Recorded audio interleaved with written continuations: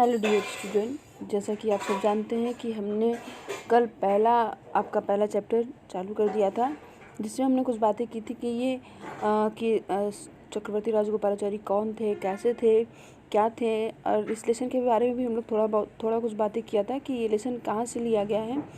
ये लेसन महाभारत से लिया गया है और इसमें युधिष्ठिर के चरित्र का वर्णन है, उसके भाइयों के प्रति प्रेम, उसकी दयालुता और उसकी बुद्धिमानी का वर्णन किया गया है।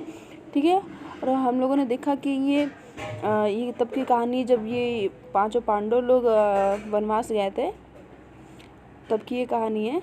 तो और वो वनवास जब गए थे तो उन्हें वहाँ पर बहुत ही प्यास लगा था। पांचों भाइयों को अत्यधिक प्यास से व्याकुल होकर मतलब चारों भाई लोग पानी की तलाश में गए थे और बड़े भाई इनके युधिष्ठिर। हमने इनके पांचों भाइयों का नाम आपको बता दिया है, आपको इन्हें याद करना होगा, हम पूछेंगे। ठीक है।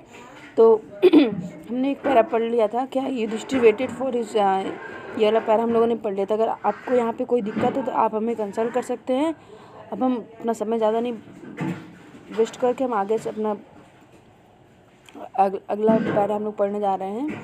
बस देख लेते हैं क्या क्या युधिष्ठिर अपने भाइयों की एंग्जाइटी मतलब तो चिंता, तो ऑथर मतलब प्यास। आप जानते हैं कि युधिष्ठिर अपने भाइयों का इंतजार कर रहे थे, प्यास और चिंतित होकर, प्यास से व्याकुल होकर और चिंतित होकर। तो वो ये सोच रहे थे कि क्या उनके भाई लोग आने में लेट कर रहे थे, इसलिए वो उन्हें शंका हो रही थी क्या उनके भाई लोग जो हैं वो किसी श्राप के भाजन तो नहीं बन गए, या किसी ने उन्हें श्राप तो नहीं दे दिया, या वे अभी पानी की तलाश में जंगल में टहल रहे हैं या घूम रहे हैं। कैन दे हैव फेंटेड और डाइड ऑफ थर्स्ट, क्या वे अभी फेंटेड मतलब होता है मूर्छित होना। ठीक है। आप लोग वर्ड मीनिंग भी लिखते रहेंगे, या अगर आपको वर्ड मीनिंग नहीं आती तो आप वर्ड मीनिंग लिख सकते हैं। ठीक है। आप एक कॉपी में नोट्स बना सकते हैं इसका। फेंटेड और डाइड ऑफ थर्स्ट, क्या वो सोच रहे हैं युधिष्ठिर की क्या उनके भाई लोग प्यास से मूर्छित तो नहीं हो गए और प्यास से मर तो नहीं गए। ये सब बातें उनके सहने योग्य नहीं थी, और इस अत्यधिक प्यास से व्याकुल होने के कारण उन्होंने इंतजार करना छोड़ दिया। फिर वे अपने भाइयों की तलाश में और उस पुल की तलाश में निकल पड़े, इस आशा में कि वे उन्हें अवश्य ही पालेंगे। आइए अब हम आगे देखते हैं। Yudhishthir proceeded in the direction of his brothers had taken and kept on walking through the track full of wild bear and spotted deer in big forest bird till he came upon a beautiful green meadow around a pool of clean water। Means यहाँ तक देखते हैं युधिष्ठिर। देखिए, आपको अगर कोई word में नहीं आती उसे फिर से आप पूछ सकते हैं, ध्यान देंगे। युधिष्ठिर प्रोसीड मतलब आगे बढ़ना, इन द डायरेक्शन मतलब दिशा, हिज ब्रदर उनके भाई लोग, हैड टेकन जो उनके भाई लोग मतलब युधिष्ठिर उसी रास्ते पे आगे बढ़े जिस रास्ते से उनके भाई लोग गए थे। ठीक है।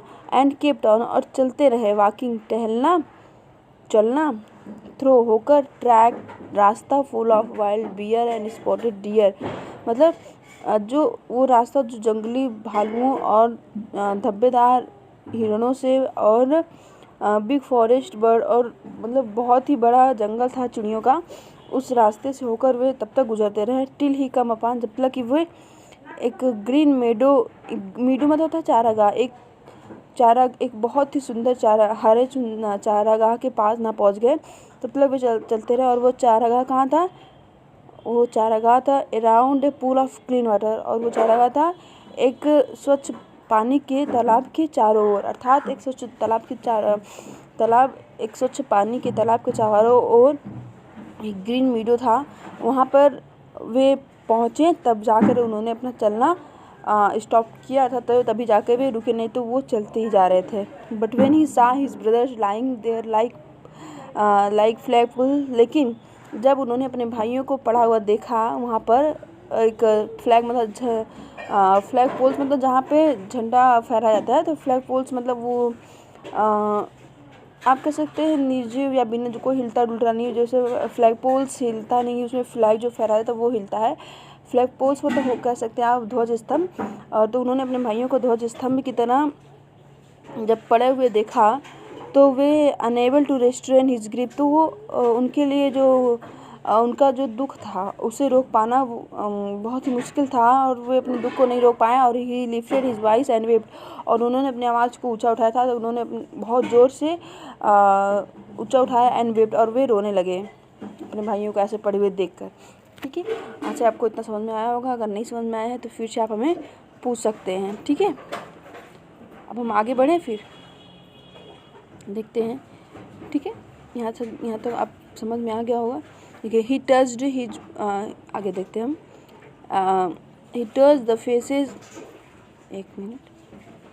He touched the faces of Bhima and Arjun as they lay so still and silent and mourned.